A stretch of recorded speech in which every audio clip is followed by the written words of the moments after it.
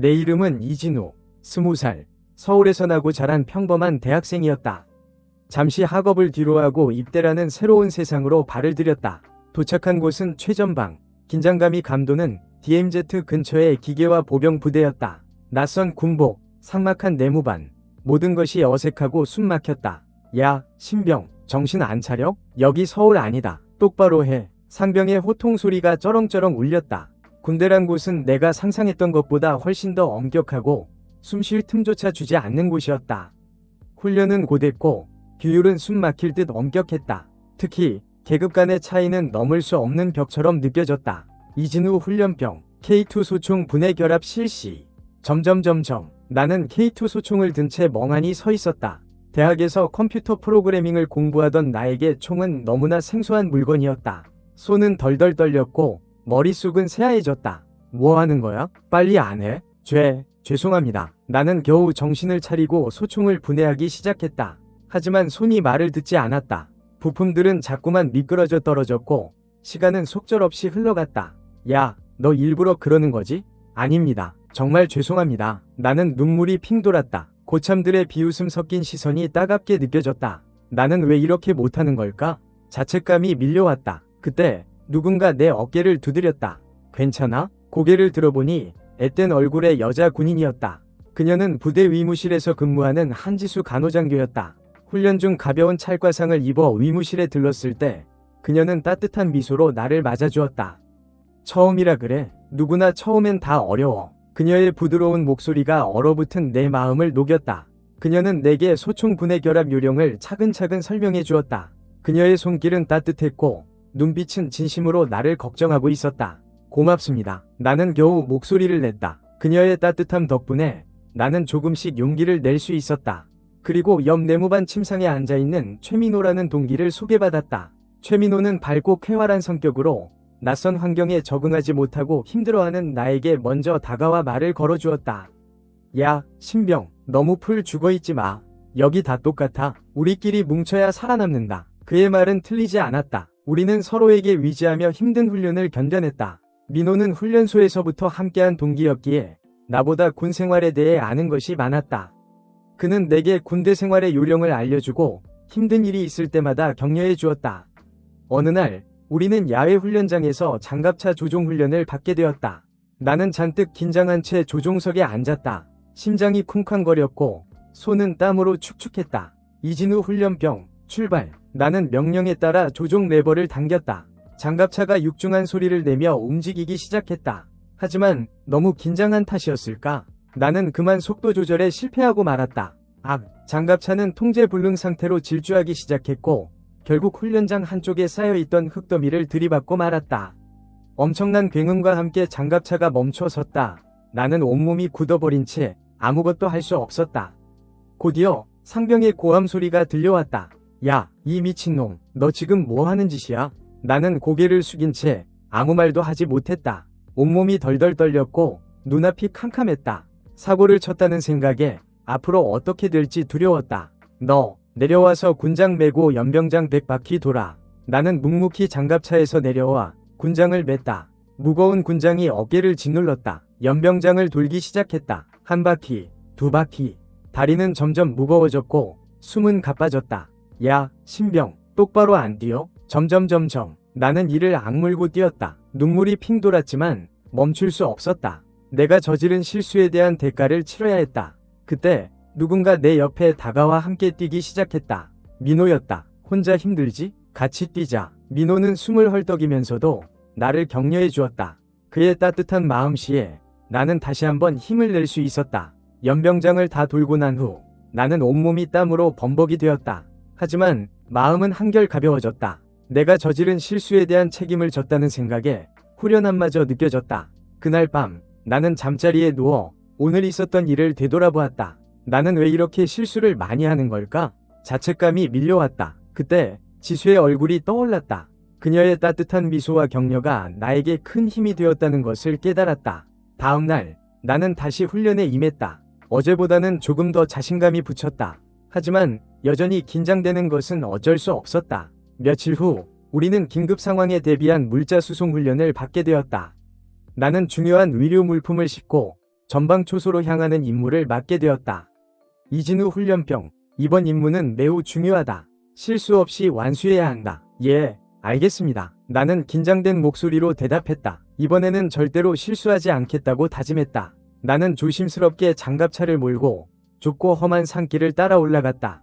하지만 운명의 장난이었을까? 갑자기 폭우가 쏟아지기 시작했다. 빗줄기는 점점 거세졌고 시야는 극도로 나빠졌다. 나는 최대한 집중하여 운전했지만 빗길은 너무 미끄러웠다. 으악! 갑자기 장갑차가 니안트라나를 잃고 미끄러지기 시작했다. 나는 필사적으로 핸들을 돌렸지만 소용없었다. 장갑차는 도로 옆 낭떠러지로 굴러 떨어질 뻔했다. 다행히 간신히 멈춰 섰지만 적재함에 실려있던 의류 물품 상자 몇 개가 낭떠러지 아래로 떨어지고 말았다. 나는 망연자실한 채 낭떠러지 아래를 내려다보았다. 떨어진 상자들은 산산조각이 나 있었고 그 안에 의류 물품들은 빗물에 젖어 엉망이 되어 있었다. 어떻게? 나는 절망감에 휩싸였다. 또다시 실수를 저지르고 만 것이다. 이번에는 정말 돌이킬 수 없는 잘못을 저지른 것 같았다. 괜찮아? 그때 무전기에서 김태현 상사의 목소리가 들려왔다. 상자 몇 개가 떨어졌습니다. 죄송합니다. 나는 떨리는 목소리로 보고했다. 김태현 상사는 잠시 침묵하더니 차분한 목소리로 말했다. 일단 부대로 복귀해라. 나는 고개를 숙인 채 부대로 돌아왔다. 돌아오는 내내 나는 죄책감에 시달렸다. 내가 망가뜨린 의료 물품들이 전방초소에서 얼마나 절실하게 필요했을지 생각하니 마음이 더욱 무거워졌다. 부대에 도착하자 김태현 상사가 나를 불렀다. 나는 잔뜩 긴장한 채 그의 앞에 섰다. 이번 일은 내 잘못이 크다. 김태현 상사는 엄격한 목소리로 말했다. 하지만 고의로 그런 것이 아니라는 것을 안다. 그는 잠시 말을 멈추더니 나를 똑바로 쳐다보았다. 너에게는 아직 잠재력이 있다. 이번 실수를 통해 더욱 성장할 수 있을 것이다.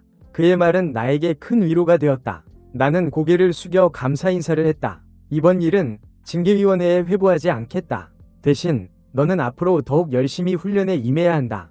예, 알겠습니다. 나는 힘차게 대답했다. 김태현 상사의 믿음에 보답하기 위해 나는 최선을 다해 훈련에 임했다. 시간이 흘러 부대에서는 장병들의 사기 진작을 위한 장기자랑 대회가 열렸다. 민호는 나에게 함께 참가하자고 제안했다. 야, 우리 나가서 사고친 얘기나 하자. 완전 웃길 것 같지 않냐? 나는 처음에는 망설였다. 하지만 민호의 끈질긴 설득에 결국 함께 참가하기로 결정했다. 우리는 그동안 있었던 사고들을 코믹하게 각색하여 콩트를 준비했다. 드디어 대회 날이 밝았다. 우리는 긴장된 마음으로 무대에 올랐다. 안녕하십니까? 저희는 사고뭉치 듀오 이진우, 최민우입니다. 민호의 우렁찬 목소리에 관객석에서 웃음이 터져나왔다. 우리는 첫 번째 사고였던 장갑차 훈련 이야기를 시작했다. 제가 처음 장갑차를 몰던 날이었는데요. 나는 그때의 상황을 최대한 우스꽝스럽게 묘사했다. 장갑차가 마치 춤을 추는 것처럼 좌우로 흔들리더니 쾅 하고 흙더미를 들이받았습니다. 민호가 과장된 몸짓으로 흙더미에 부딪히는 장면을 연기하자 관객석은 웃음바다가 되었다. 우리는 두 번째 사고였던 의료 물품 수송 이야기도 이어갔다. 이번에는 제가 아주 중요한 임무를 맡게 되었는데요. 나는 긴장된 표정으로 입을 열었다. 비가 억수같이 쏟아지는 날이었습니다. 장갑차가 마치 미꾸라지처럼 미끄러지더니 와장창 하고 의료 물품들을 낭떠러지해 민호가 또다시 과장된 몸짓으로 물건이 쏟아지는 장면을 연기하자 관객들은 배꼽을 잡고 웃었다. 심지어 평소 엄격하기로 소문난 대대장님까지 웃음을 참지 못하고 눈물을 글썽였다. 우리의 꽁트는 대성공이었다. 우리는 장기자랑 대회에서 1등을 차지했고 포상휴가를 받게 되었다. 나는 민호에게 진심으로 고마웠다. 민호야, 정말 고마워. 너 덕분에 이렇게 좋은 결과가 있었어. 월, 친구 좋다는 게 뭐냐? 그리고 솔직히 내 사고들이 웃기긴 했잖아. 민호는 씩 웃으며 말했다. 그의 말에 나도 웃음이 나왔다. 휴가 기간 동안 나는 지수를 만나러 갔다. 그녀는 여전히 따뜻한 미소로 나를 맞아주었다. 휴가 축하해. 장기자랑에서 1등 했다면서? 응, 다 민호 덕분이야. 그리고 너도. 나는 쑥스러운 듯 말을 흐렸다. 지수는 내 마음을 알아챘는지 살짝 미소를 지었다. 나는 네가 잘 해낼 거라고 믿었어. 그녀의 말은 나에게 큰 힘이 되었다. 나는 그녀에게 그동안 있었던 일들을 털어놓았다. 그녀는 내 이야기를 진지하게 들어주었고 따뜻한 위로와 격려를 아끼지 않았다. 앞으로도 힘든 일이 있으면 언제든지 나에게 말해. 알았지? 응, 고마워. 나는 지수와 함께 아름다운 서울의 밤거리를 걸었다. 그녀와의 만남은 나에게 잊지 못할 추억이 되었다. 휴가를 마치고 부대로 복귀한 후 나는 완전히 달라졌다. 더 이상 실수를 두려워하지 않았고 어떤 어려움에도 굴하지 않고 맞서 싸웠다. 시간이 흘러 나는 병장 계급장을 달게 되었다. 그리고 얼마 후 나는 무사히 전역을 하게 되었다. 군 생활은 나에게 잊지 못할 경험이었다. 그곳에서 나는 인생의 소중한 교훈들을 배웠다. 실수와 실패를 통해 나는 더욱 성장할 수 있었다. 그리고 진정한 우정과 사랑의 의미를 깨달았다. 지금도 나는 가끔씩 그때를 떠올린다. 최전방 DMZ, 긴장감이 감도는 그곳에서 나는 뜨거운 청춘을 보냈다. 그리고 그곳에서 얻은 경험들은 내 인생의 소중한 밑거름이 되었다. 비록 시작은 어설프고 실수투성이었지만 나는 그 시간들을 통해 진정한 군인으로 그리고 한 사람의 어른으로 성장할 수 있었다. 전역 후 나는 복학하여 학업을 이어갔다. 하지만 군 생활의 기억은 늘 내 마음 한편에 자리 잡고 있었다. 특히 힘들 때마다 나를 지탱해준 김태현 상사님과 민호, 그리고 지수의 얼굴이 떠올랐다. 나는 졸업 후 IT 기업에 취업했다. 전공을 살려 소프트웨어 개발자로 일하게 되었다. 사회생활은 군 생활과는 또 다른 도전이었다. 끊임없이 새로운 기술을 배워야 했고 치열한 경쟁 속에서 살아남아야 했다. 하지만 나는 군 생활에서 얻은 경험 덕분에 어떤 어려움에도 굴하지 않고 앞으로 나아갈 수 있었다. 특히 실수를 두려워하지 않고 오히려 그것을 통해 배우고 성장하는 법을 배운 것이 큰 도움이 되었다. 어느 날 나는 우연히 지수와 다시 만나게 되었다.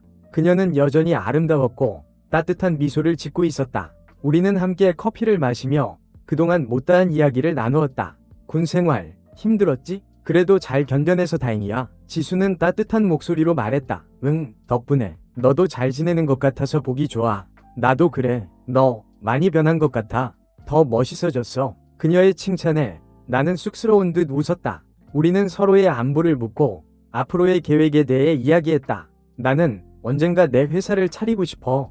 나는 조심스럽게 내 꿈을 밝혔다. 멋진 꿈이야. 꼭 이룰 수 있을 거야. 지수는 나를 격려해 주었다. 그녀의 응원에 나는 더욱 힘을 낼 수 있었다. 그 후 나는 지수와 자주 연락하며 서로에게 힘이 되어 주었다. 그리고 시간이 흘러 우리는 자연스럽게 연인관계로 발전했다. 나는 회사를 다니면서도 창업의 꿈을 포기하지 않았다. 틈틈이 시간을 내어 아이디어를 구상하고 사업 계획을 세웠다. 그리고 마침내 나는 회사를 그만두고 내 회사를 설립했다. 처음에는 많은 어려움이 있었다. 자금 부족, 인력 부족, 기술 부족. 하지만 나는 군 생활에서 배운 끈기와 도전 정신으로 모든 어려움을 극복해 나갔다. 그리고 몇 년 후 나는 내가 만든 회사를 성공적으로 성장시켰다. 우리 회사는 혁신적인 기술과 서비스를 제공하며 업계에서 주목받는 기업이 되었다. 나는 성공의 기쁨을 가장 먼저 지수와 나누었다. 지수야, 고마워. 네가 없었다면 나는 이 모든 것을 이룰 수 없었을 거야. 무슨 소리야. 다 네가 노력한 결과지. 지수는 겸손하게 말했지만 그녀의 눈은 기쁨으로 빛나고 있었다. 나는 내 인생의 가장 중요한 순간들을 군 생활에서 얻은 경험과 함께했다. 그리고 그 경험들은 나를 더욱 강하고 성숙한 사람으로 만들어 주었다. 나는 앞으로도 군 생활에서 배운 교훈들을 잊지 않고 내 삶의 모든 순간에 최선을 다할 것이다. 그리고 언젠가 나도 누군가에게 내가 받았던 따뜻한 위로와 격려를 전해줄 수 있는 사람이 되고 싶다. 나는 알고 있다. 내 인생의 가장 뜨거웠던 시간들은 아직 끝나지 않았다는 것을. 그리고 나는 그 시간들을 향해 힘차게 나아갈 것이다.